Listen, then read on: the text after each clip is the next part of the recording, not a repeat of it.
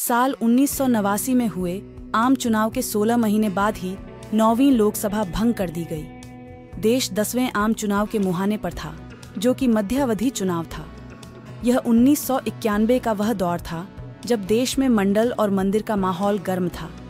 राम जन्मभूमि, बाबरी मस्जिद और मंडल आयोग की सिफारिशों को लागू करने के विरोध में यह चुनाव लड़ा जा रहा था।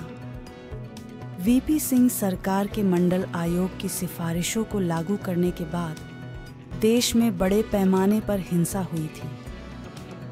वीपी सिंह सरकार के मंडल आयोग की सिफारिशों को लागू करने के बाद देश में बड़े पैमाने पर हिंसा हुई थी।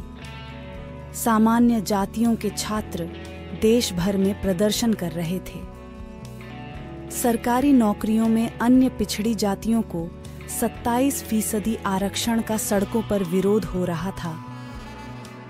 दूसरी तरफ भारतीय जनता पार्टी राम मंदिर के मुद्दे पर चुनाव मैदान में थी। यह पूरा दौर ही धार्मिक ध्रुवीकरण का दौर था। 21 मई 1991 को पूर्व प्रधानमंत्री राजीव गांधी की वोटिंग के पहले दौर के ठीक एक दिन बाद हत्या कर दी गई। इसके बाद जून के मध्य तक चुनाव को स्थगित कर दिया गया। पंजाब में लोकसभा चुनाव बाद में कराए गए, जबकि जम्मू कश्मीर में आम चुनाव हुए ही नहीं।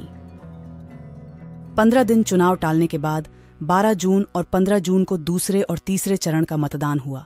57% वोट पड़े। कांग्रेस को सबसे ज्यादा 232 सीटें मिली।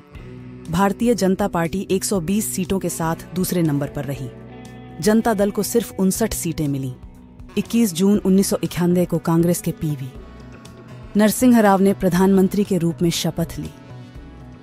राम मंदिर मुद्दे की वजह से 1991 के लोकसभा चुनाव में भारतीय जनता पार्टी की सीटें बढ़ीं।